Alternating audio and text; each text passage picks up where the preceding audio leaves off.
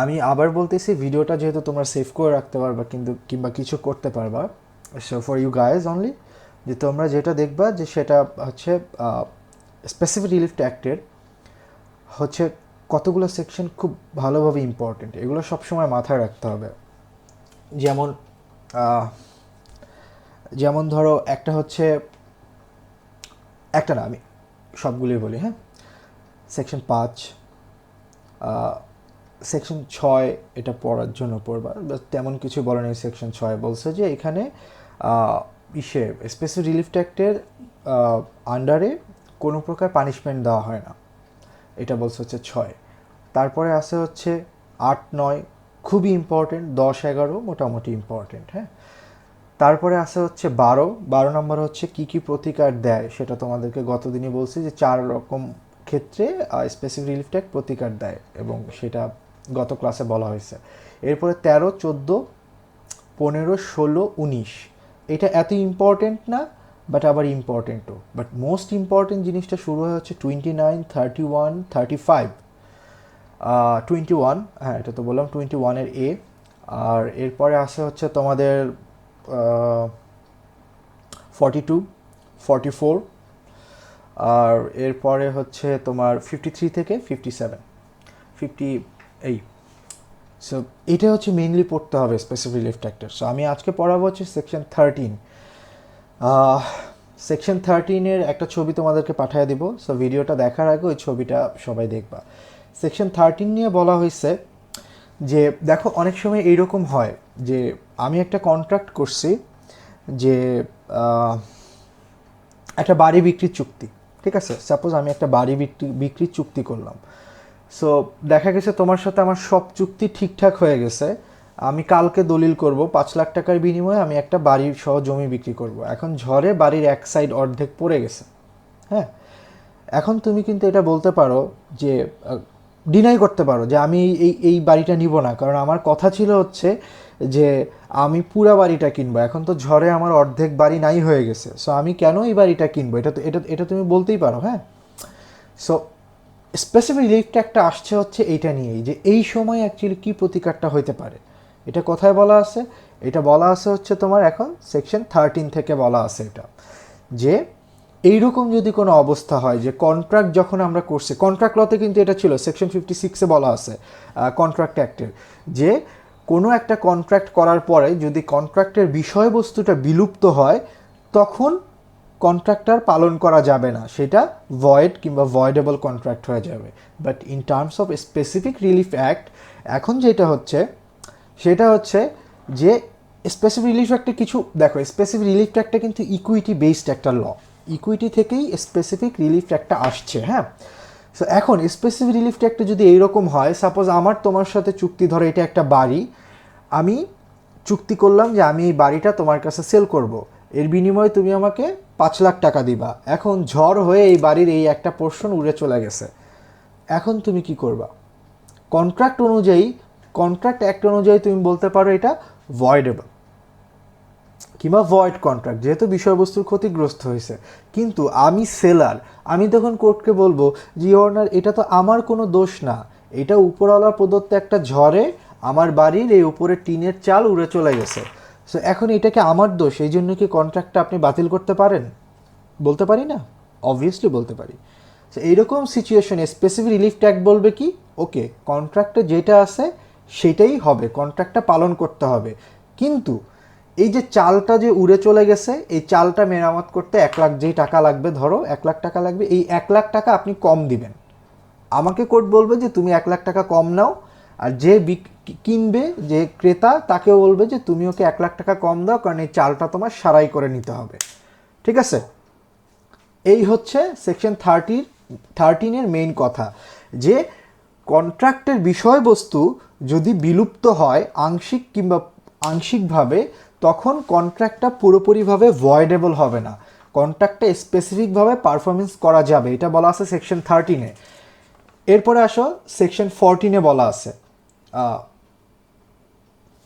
হ্যাঁ, সেকশন 14-এ বলা আছে যে এই যে একটা বাড়ি, এই বাড়িটা যদি ধরো এটা হচ্ছে বিগেস্ট পার্ট, এটা 80% আর এটা 20%, তাই না, এটা 80 ভাগ, এটা 20 ভাগ। সেকশন 14 এবং 15 হচ্ছে এই দুইটা নিয়ে, যে চুক্তির যে বড় অংশটা আছে এই বড় অংশটা যদি পালন না করতে পারে তখন কি হবে, আর এই যে ছোট অংশ আছে এতটুকু যদি পালন না করতে পারে তখন কি হবে। সেকশন 14 কন্ট্রাক্টের এটা ছোট অংশ, ঠিক আছে, এই ছোট অংশটা বিলুপ্ত হয়ে গেছে। আমরা যখন কন্ট্রাক্ট করছি বাড়িটা বেচবো, এই বাড়ির চালটা কন্ট্রাক্ট থেকে ঝড়ে বিলুপ্ত হয়ে গেছে। সো তখন আদালত কোন সেকশন ফলো করবে, কিংবা আমি একজন লয়ার হিসেবে কোন সেকশন ফলো করে মামলা দায়ের করব, সেটা হচ্ছে সেকশন 14। বিকজ সেকশন 14-এ বলা আছে specific performance of contract where the part unperformed is small. মানে হচ্ছে স্পেসিফিক পারফরমেন্স অফ কন্ট্রাক্টের বিষয় যেখানে অসম্পাদিত যে অংশটা আছে এটা ছোট, ঠিক আছে। তার মানে আমার কথা ছিল যে আমাকে একটা বাড়ি বিক্রি করব, যে পুরা বাড়িটা, কিন্তু এখন বাড়ির ছোট্ট এই উপরের চালটা উড়ে চলে গেছে, যেই চালটা হচ্ছে মাত্র কন্ট্রাক্টের ধরো 20%, 30%, 40% পর্যন্ত, কিংবা 48%, 49%, কিন্তু বেশি অংশ না, কম অংশটা উড়ে চলে গেছে। তখন কি হবে, তখন আদালত বলবে এই যে বড় যতটুকু অংশ আছে এতটুকু অংশের জন্য যেই দাম আছে সেই দামটা দিয়ে দিতে হবে, আর এই অসম্পাদিত অংশের জন্য যেইটুকু নাই সেইটুকুর যে দাম সেটা বাদ দিয়ে বাকিটুকু সম্পাদন করতে বলবে। কি বলছি বুঝছো? সাপোজ এটা যদি তোমার একটা টাওয়ার হয়, সাপোজ এটা হচ্ছে কুতুব মিনার, তুমি কুতুব মিনার তৈরি করার কন্ট্রাক্ট নিছো, কিন্তু দেখা গেছে কুতুব মিনারে এই পর্যন্ত তৈরি করে উপরে এই জিনিসটা দিতে পারতেছে না কোনো একটা কারণে। ধরো পৃথিবীতে এখন এই যেই ম্যাটেরিয়ালস দিয়ে এটা দেওয়ার কথা এটা নাই এখন কুতুব মিনারে। সো এখন কি করবে, চুক্তির বড় অংশ সম্পাদিত হয়ে গেছে, ছোট অংশ সম্পাদন করা সম্ভব নয়। তখন আদালত বলবে যতটুকু অংশ সম্পাদন করা যায় ততটুকুই সম্পাদন করো, আর অসম্পাদিত অংশ যে ছোট, এই ছোট অসম্পাদিত অংশের জন্য ক্ষতিপূরণ দিয়ে দাও, কিংবা এই অসম্পাদিত অংশটা বাদই দিয়ে দাও কন্ট্রাক্ট থেকে, ঠিক আছে। সেকশন 14 গেল। আর সেকশন 15-এ হয়ে যাবে উল্টা, অসম্পাদিত অংশ বড়, সম্পাদিত অংশ ছোট। এরকম যদি হয় সেকশন 15-এ, তখন কোর্ট বলবে যে অসম্পাদিত অংশ সম্পাদন করা যায় যতটুকু ততটুকু সম্পাদন করো, আর অসম্পাদিত যে অংশটা এটা তোমরা হয় বাদ দিয়ে দাও, আদারওয়াইজ তোমরা একটা ড্যামারেজের ব্যবস্থা করো। এটা বলা আছে সেকশন 15-এ। তার মানে সেকশন 14-এ বলা আছে যে ইফ দ্য আনপারফর্মড, কী ব্যাপার আমি ঘুমের চোটে ইংলিশ উল্টাপাল্টা বলতেছি, এটা বলা আছে যে if the unperformed part of the contract is smaller, এটা বলা আছে হচ্ছে 14-এ। তখন কি হবে, তখন হবে বেশি অংশটুকু যতটুকু আছে ততটুকু পালন করে ফেলবে, আর ছোট অংশের জন্যে ক্ষতিপূরণ দিয়ে দিবে কিংবা বাদ দিয়ে দিবে।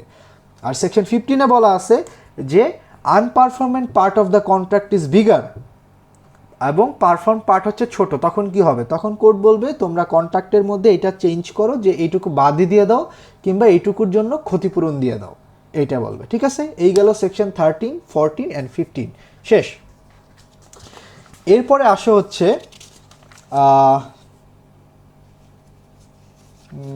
সেকশন 16 কত কি, হ্যাঁ আচ্ছা, এরপর আসা সেকশন 16।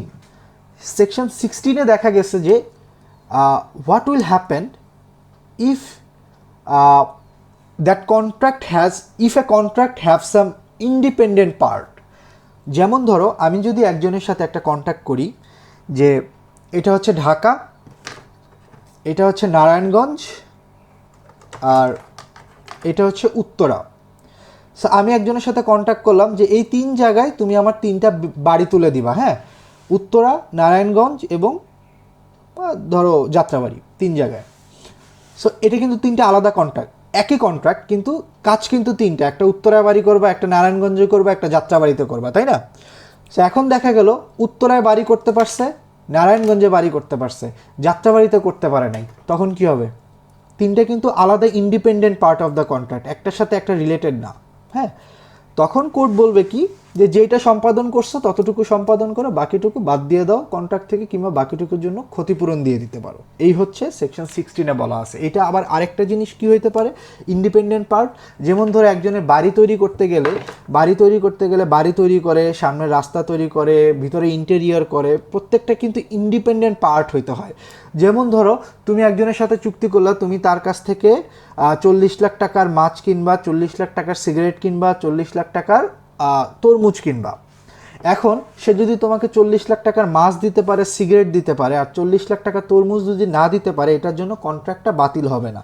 আদালত বলবে বাকি যেই 2 পার্ট পালন করতে পারো ততটুকুই পালন করো।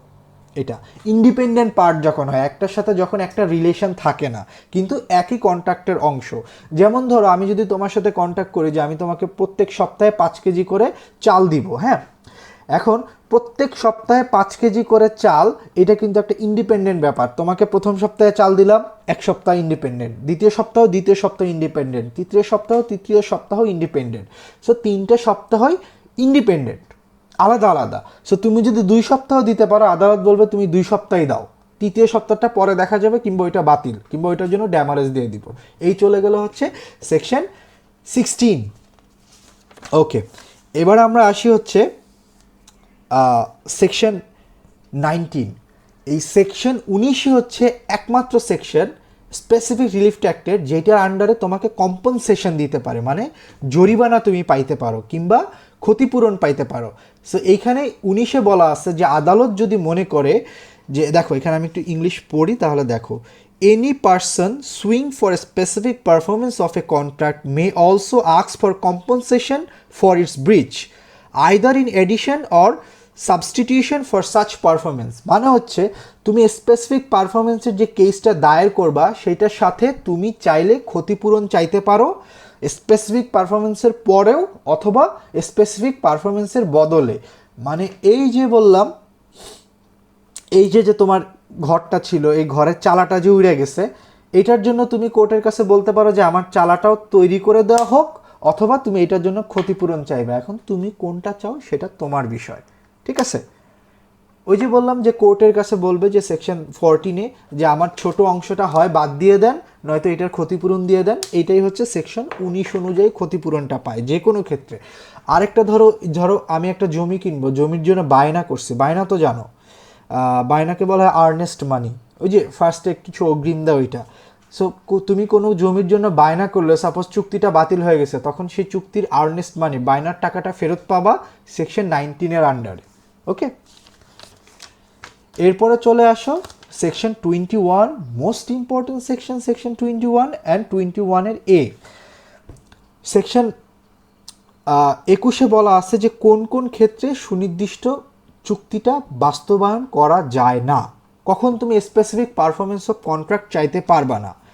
এই ক্ষেত্রে বলা আছে হচ্ছে 8টা রিজন, 8টাই তো, HE6, 7, 8, হ্যাঁ 8টা বলা আছে, 8টা কারণগুলো আমি তোমাকে বলতেছি, এবং এটা বইয়ে খুব ভালো মতো দেখবা। এই সেকশনটা খুব ইম্পর্টেন্ট, 21 অ্যান্ড 21-এর এ। 1 নম্বর কারণ, এ contract for non performance of which compensation in money is an adequate relief. মানে হচ্ছে যেই চুক্তিটা পালন না করলে তোমাকে টাকা দিয়েই পর্যাপ্ত ক্ষতিপূরণ দিয়ে দেওয়া যাবে, এরকম একটা চুক্তি হলে তুমি স্পেসিফিক পারফরমেন্স চাইতে পারবা না। যেমন এক্সাম্পল দিছিলাম যে আমার এই মোবাইল ফোনটা যদি হারায় যায়, আমাকে নর্মাল একটা ফোন কিনে দিলেই হবে, সমস্যা নাই। কিন্তু এই ফোনের ভিতরে আমার যদি অনেক ইম্পর্টেন্ট ফাইল থাকে, ফটোস থাকে, মেমোরিজ থাকে, দেন আমার এই ফোনটা যদি কেউ আমার কাছ থেকে ছিনায় নিয়ে যায়, ধরো সে আমার কাছে 10,000 টাকা পায়, তার বদলে সে আমার ফোনটা ছিনায় নিয়ে গেল, আমি তখন কোর্টের কাছে বলতে পারবো যে 10,000 টাকার, সে বলবো যে আমি 10,000 টাকার বদলে তার ফোন নিয়ে গেছি। কিন্তু আমি তখন বলবো যে জনাব ঠিক আছে, that person has taken my phone from me for 10,000 টাকা, but the problem is I have so many valuable photos, documents over there which cannot be measured by money. আমার এটার মধ্যে আমার দাদার সাথে ছবি আছে, সে মারা গেছে, দাদার সাথে ভিডিও আছে, সে মারা গেছে। আমি সারা জীবন কানলে হাজার হাজার লাখ লাখ টাকা দিয়ে আমার এটার ভিতরে ওই ভিডিওটা আমি আবার রিক্রিয়েট করতে পারবো? কখনই পারবো না। সো এই ক্ষেত্রে টাকা দিয়ে ক্ষতিপূরণ হইল না। সো আমি স্পেসিফিক পারফরমেন্স অফ কন্ট্রাক্ট চাই, যে তুমি আমাকে আমার ফোনটা ফেরত দিয়ে দাও, আমি আমার জিনিসটাই অ্যাকচুয়ালি ফেরত চাই, এইটা।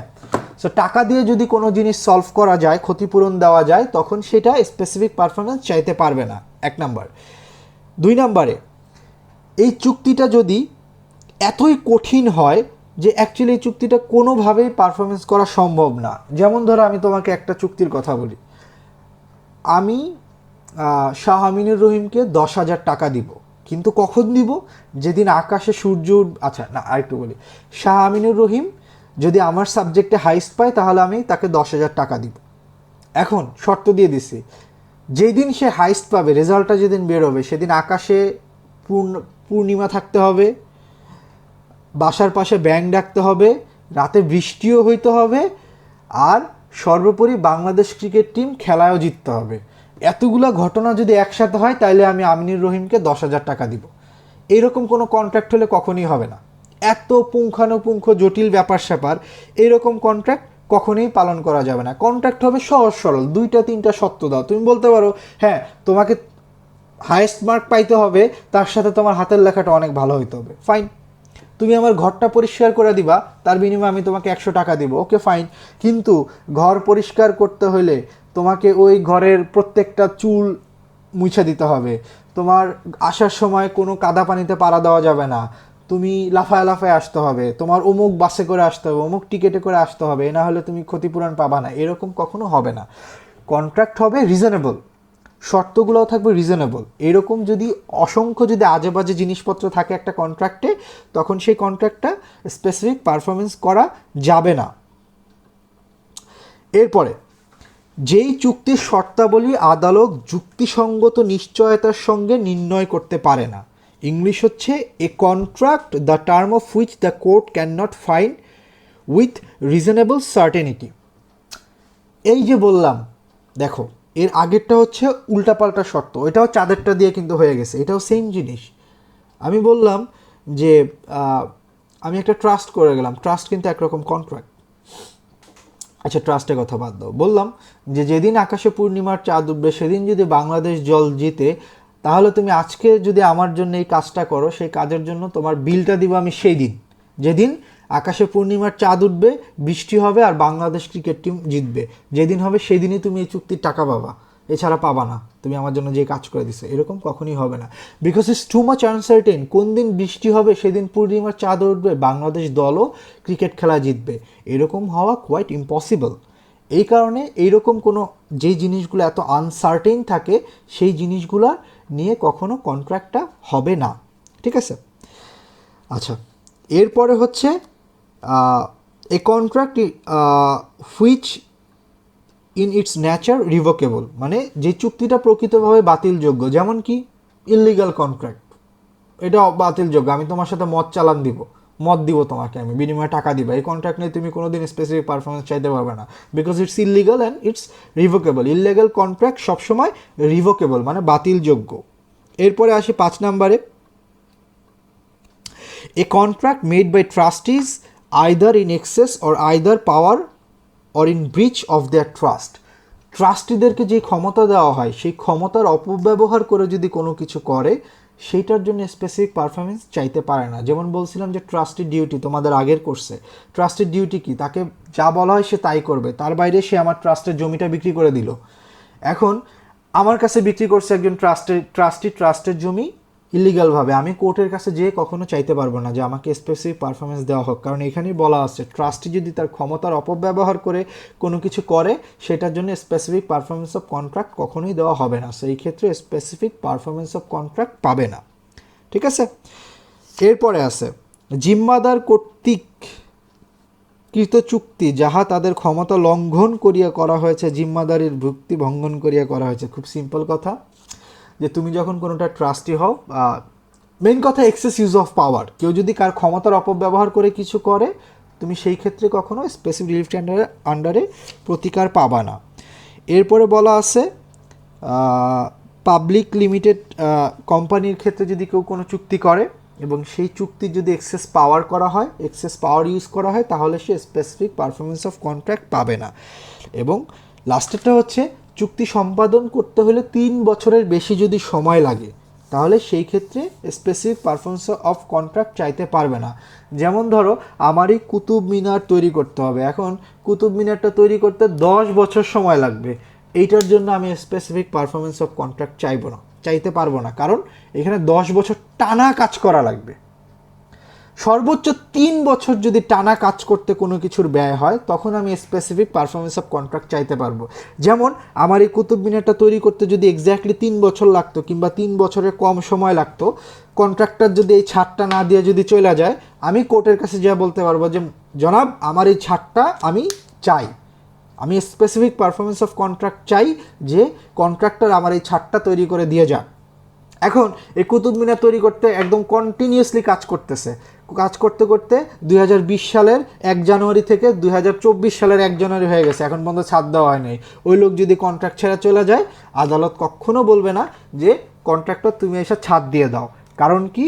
কারণ এই সেকশন 21-এর এফ নাম্বারে বলা আছে যে 3 বছর যদি টানা কোনো কাজ চুক্তি সম্পাদন করতে সময় লাগে, তার স্পেসিফিক পারফরমেন্স অফ কন্ট্রাক্ট সে চাইতে পারবে না।